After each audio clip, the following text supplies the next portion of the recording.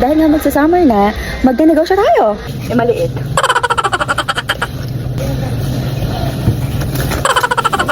Excited na ako gumawa.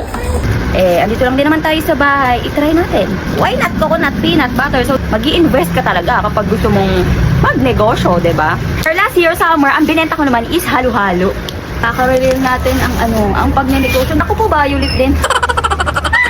Violet talaga. Naupay na talaga ako sa violet. Charot. Hi people of the world, good afternoon na. So, eto na, dahil nga magsa-summer na, magnenegosyo tayo ng Graham Bar. O lahat ba ng mga housework ay nakapagnegosyo na ng ganon? Andito ako ngayon sa SM para mag-canvas kung magkano yung creme densada. Yun yung gagamitin natin. So, tara. So, ayan, 15.9. Isang peraso na lang. Siguro ang dami din nagnenegosyo niyan. O, lipat tayo ng ibang store. Siyempre, doon tayo sa makakamura tayo. Okay. Yung Graham, nakita ko is 51 pesos dito sa SM Supermarket. Dito tayo sa Ultra Mega. Check lang natin kung magkano ang Graham at creme densada. Kuya, saan po yung mga ano nyo dito? Mga gatas, mga condensed. May points na, may rebate pa. Walang creme densada. Iba lang. Na Angels. Kung magkano siya, 28. Ano pa tayo? Ayan, 40 pesos lang dito yung Graham. Ang mura. Sobra. Kung mas mura dito tayo bibili. Ayan o, madami-dami pa siya. Yung creme densada daw is out of stock na dito sa Ultra Mega. So, lipat muna tayo doon sa kabila. Check natin. Dito tayo sa Lucky Way. Bago na naman pala pangalan dito. Kasi mas mura dito. Ayun, dito, ang creme densada is 58 pesos. Okay, doon tayo sa Graham kung magkano. Ang dami pang stock ko. Sa iba, di ba sa SM, onti na lang. So, ayan, 39 pesos. So, dito na tayo bibili. Kasi sa Ultra Mega is 40 pesos. Sayang din yung piso. So, ayun na. Bili tayo ng kuha tayo ng basket. Dito na tayo bibili. Pati nung creme densada kasi mas mura dito. Di ba? Sayang din yung piso. Tapos, mabilis daw siya ma-sold out. Kukuha na tayo na medyo madami. Malay nyo, pumatok. Excited na ako. Sana maging mabenta. Kasi ang ibebenta lang natin dito is 10 pesos, yung mga maliliit. Tapos, try natin ng 25 pesos. May bago tayong pagkakaabalahan. Kasi ngayon, doon na kayo madami. Kakastak lang nila. Maliit.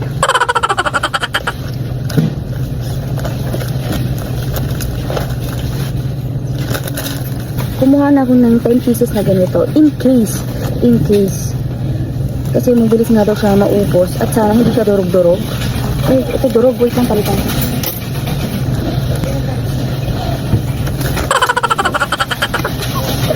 Ayan.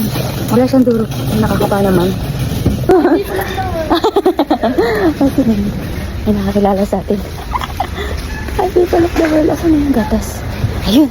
Bili na din tayo dito ng... Ilang kaya bibili natin? Na creme densada. Wait. Alam nyo, nanonood-nood kasi ako ng mga videos. Ang kasya doon sa isang Tupperware na Graham is 12 pieces. Ang hindi ko alam kung ilang pieces to. So, hindi ko siya matansya. So, ang gagawin natin, trying and error.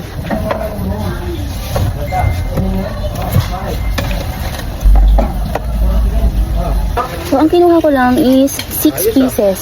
Okay na to kasi malapit lang naman din to sa bahay. Ayan, bayad na tayo. Excited na ako gumawa. Hindi na po ng 50 pesos na mangga. 3 peraso lang ang mahal. Thank you po. Ay nako, nakalimutan ko bumili ng cream para sa cookies and cream flavor. Nakakainis. Babalik pa ako mamaya. Andito na ako sa kanto namin. Ay, mabigat. So ayun nga, nakalimutan natin ang cream nakakainis. Pero tsaka ko doon din sa pinagbilan natin na ito is mura yung cream Gagawin natin ngayon, i-freezer muna natin itong creme densada. Try natin mamayang gabi if makagawa ako. Basta pag nakatulog na si Aiden. Tapos, i-overnight natin yung yung nagawa natin. If ever makakagawa ako then bukas try natin ibenta kung mabebenta siya dito sa amin. Kasi maraming mga bagets dito.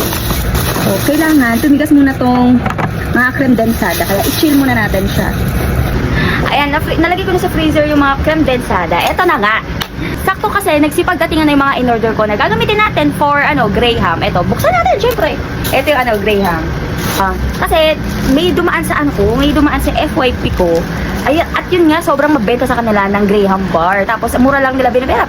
Parang tagtitig 10 pesos lang. Then, yung maliit, diba? At least, malay mo naman bumenta din dito. Andito lang din naman tayo sa bahay. I-try natin. Why not coconut, peanut butter? So, dito muna tayo sa maliit. May napanood kasi ako si Mami Ching ba yun? Oo, basta si Mami Ching, yung nag-Graham din. Ang dami niya ng benta. May mga reseller na siya. So, ay! Good luck sa atin. At sana pala rin tayo. Ito yung ito yung plastic pang Graham bar na maliit. Graham mini, ganon. Talagang bumili ako ng mga gamit. Mag-i-invest ka talaga kapag gusto mong magnegosyo, 'di ba? Mababalik din naman 'tong mga natin. Pinuhunan. Kailangan mo talaga kasi mamuhunan. Ayan. 'Di ba? May stickers na din para sa sa ibabaw ng foil. So, ang gagawin pala nating flavor is meron tayong classic, cookies and cream and mango. Try natin yan. Next, kasi yung mga kailangan pang Graham, wala ba kaming dito? Walang gamit. Kaya kailangan talagang bumili. Sa online ako bumili para makamura. Yan. Lagay ng mixer. Dito natin ilalagay yung creme densado. Ganyan tayo. Kasi nga, diba, pa-summer na. Ala, sige, magbenta na naman tayo. Pero last year, summer, ang binenta ko naman is halo-halo. Ngayon mag-Graham bar tayo. Ito na yung pang-mixer. Diba? Pongkan na pongkan. Sorry at may naliligo. Hindi na ako makapag-antay. Gusto ko na siyang, buksan. Nakikita ko lang din to. Ganito yung mga ginagamit nila. So, kapag bumenta na tayo, syempre bibili tayo yung malaking mixer. Kapag nabawi na natin yung mga puhunan. May stand din. Maganda. Tapos, mga whisk. Ay. Ang dami. 6 na pang whisk.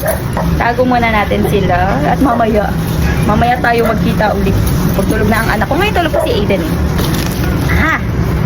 So, syempre, bago ko nagsipagbili-bili nito, talagang nanonood na ako ilang araw, ilang weeks din ako nanonood kung ano mga ginagamit nila. Kasi may mga nire-review na din sila na maganda to, ganito dapat bilhin nyo kapag magne-negosyo kayo. Para hindi din sayang yung pera, diba?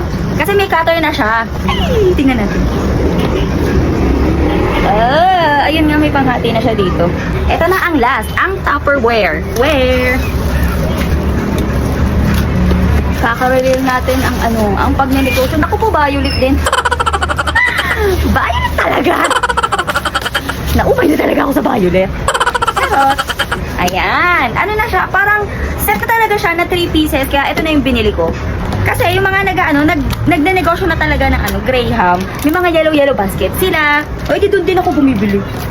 Para yung mismong product nila, yun yung mabili ko. Kasi, maganda naman doon talaga. Yeah! Sa 3 flavor na agad ang gagawin natin. Titingnan natin kung ano yung mas mabenta. So kapag bumenta nga talaga siya, edi magdadagdag tayo ng ibang flavors. Alam mo yun, gusto ko kasi ako yung mismong gagawa. Para bang may mapagkakabisihan ako, ganyan. Ito pala yung nagastos natin for 10 pieces Grahams and 6 pieces creme densada angels. Ayan, 744.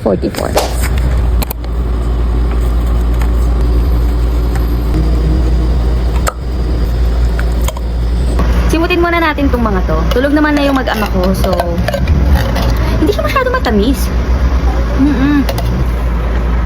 Tara. Lahat ng ginamit ko, syempre, hinugasan ko yan at napunasan na. First time din natin ito magagamit, so let's go. Oop. Okay, nag-double na ang volume niya. Ngawit to, ngawit.